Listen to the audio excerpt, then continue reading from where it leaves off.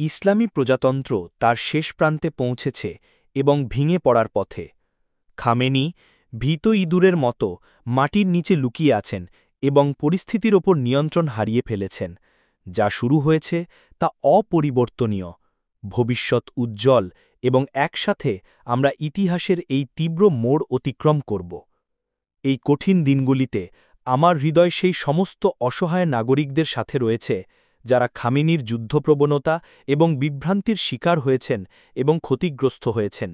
বছরের পর বছর ধরে আমি আমাদের মাতৃভূমিকে যুদ্ধের আগুনে পুড়ে যাওয়া থেকে রক্ষা করার চেষ্টা করেছি। ইসলামী প্রজাতন্ত্রের সমাপ্তি হল ইরানি জাতির বিরুদ্ধে তার ৪৬ বছরের সমাপ্তি। শাসক গোষ্ঠীর দমনপীড়নের যন্ত্র ভেঙে পড়ছে। এখন যা প্রয়োজন তা হল এই দুঃস্বপ্নকে চিরতরে শেষ করার জন্য একটি দেশব্যাপী বিদ্রোহ। এখনই সময় জেগে ওঠার, সময় এসেছে ইরানকে পুনরুদ্ধার করার। আসুন আমরা সবাই এগিয়ে আসি। বন্দর আব্বাস থেকে বন্দর আঞ্জালি, সিরাজ থেকে এসফাহান, তবরিজ থেকে জাহেদান, মাশহাদ থেকে আহওয়াজ, শাহারি কোর্ট থেকে কেরমান শাহা এবং এই শাসন ব্যবস্থার অবসান ঘটাই। ইসলামী প্রজাতন্ত্রের পতনের পরের দিনটিকে ভয় পেও না। ইরান গৃহযুদ্ধ বা অস্থিতিশীলতার দিকে পতিত হবে না।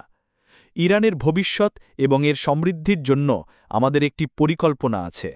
আমরা পতনের পরের প্রথম ১০০ দিনের জন্য, ক্রান্তিকালীন সময়ের জন্য এবং ইরানি জনগণের দ্বারা এবং একটি জাতীয় ও গণতান্ত্রিক সরকার প্রতিষ্ঠার জন্য প্রস্তুত।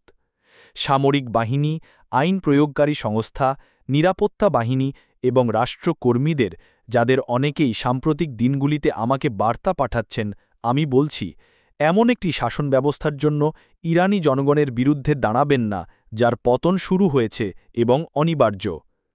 ক্ষয়িষ্ণু শাসন ব্যবস্থার জন্য নিজেদের উৎসর্গ করবেন না। জনগণের সাথে দাঁড়িয়ে আপনি আপনার জীবন বাঁচাতে পারেন। ইসলামী প্রজাতন্ত্র থেকে উত্তরণের ক্ষেত্রে একটি ঐতিহাসিক ভূমিকা পালন করুন এবং ইরানের ভবিষ্যৎ গঠনে অংশ নিন। আমাদের সামনে একটি স্বাধীন ও সমৃদ্ধ ইরান অপেক্ষা করছে। আমরা যেন শীঘ্রই একসাথে হই। ইরান দীর্ঘজীবী হোক। ইরানি জাতি দীর্ঘজীবী হোক।